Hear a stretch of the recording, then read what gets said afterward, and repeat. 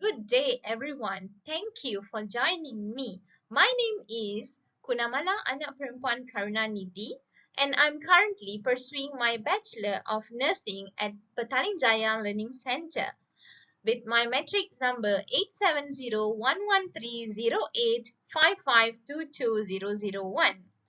I'm going to present a reflective analysis based on real life organizational change which I experienced at Hospital Rehabilitasi Ceras for subject NBNC 4302 Clinical Practice Management. Specifically, I will explore the emotional and leadership challenges faced during the addition of new manual documentation system to our workload.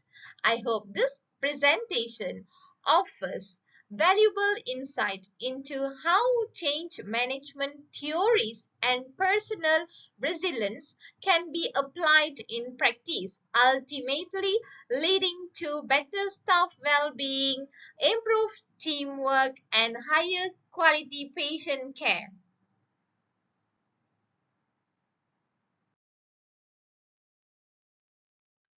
Organizational change is a routine in healthcare.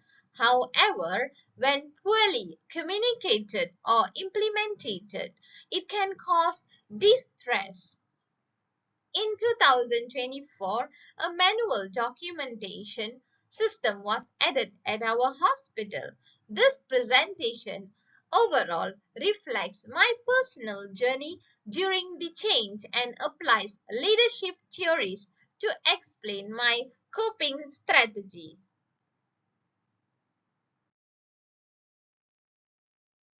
Let's see the understanding of organizational change.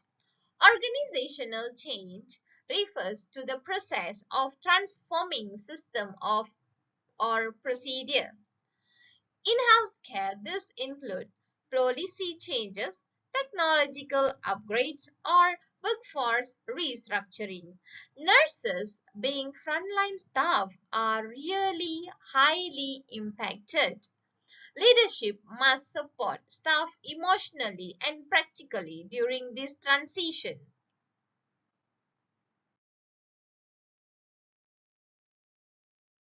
Let's see the types of organizational change. There are two main types of organizational change, which is planned change is carefully designed, while unplanned change occurs suddenly, such as during COVID-19. Regardless of the type, effective leadership is essential to ensure smooth transition. In 2024, our hospital introduced a new manual documentation which is S-bar to meet MOH audit standards. Before this, we used simple cardiac notes which no strict format. Suddenly, we were expected to write detailed patient progress manually, but there is no training or SOPs were given. The change added to our existing workload, and many nurses, especially junior, were confused and unsure how to do it correctly. We felt unprepared, stressed, and afraid of making mistakes. It affected our time with patient and overall morale on the ward. The change caused emotional stress and impact my work too. I was afraid of making mistakes and felt frustrated. With increased documentation, I had less time for direct patient care. Many nurses experienced silent burnout during this time as they were unsure but did not feel safe to speak up to anyone. Reflecting on feelings and thoughts. Personally, I felt overwhelmed, unsupported, and disappointed. Despite of being a senior nurse, I kept silent. I later understood through reflection that my emotional health was being compromised and that silence wasn't a sustainable strategy. This is my initial response towards the change. At the start of this change, I was overwhelmed by anxiety, confusion, and fear of failure. I didn't express my emotions openly. I kept quiet and focused on getting through each shift every day. This matches what Lazarus and Faulkner in 1984 described in their stress and coping theory. At first, I used emotion focused coping, like suppressing my feeling and staying silent, but this wasn't sustainable. Over time, I shifted to problem focused coping. I began asking colleagues for help, prioritizing tasks, and creating small checklists to stay organized. Understanding this shift helped me feel more in control and less stressed. The theory reminded me that how we appraise a situation and what we do about it can change how we feel, and something that was very true for myself during that change.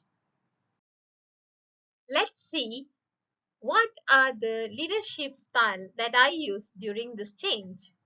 During this organizational change, I naturally took on servant leadership role. I focus on helping my team by clarifying documentation steps, which is S bar, and guiding junior nurses, even when I was unsure about myself. This aligned with the idea of servant leadership by Crowell and Boyton 2020, where the leader puts others' needs first. However, I neglected my own well being. I didn't voice my frustration or ask for support.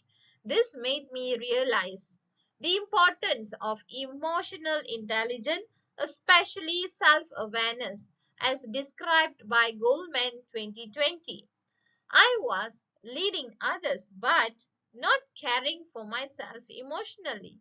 This experience taught me that a good nurse leader must balance supporting others and advocating for their own emotional needs, especially during times of change. I use Levine's change model as coping strategy. Levine's model helped me to cope.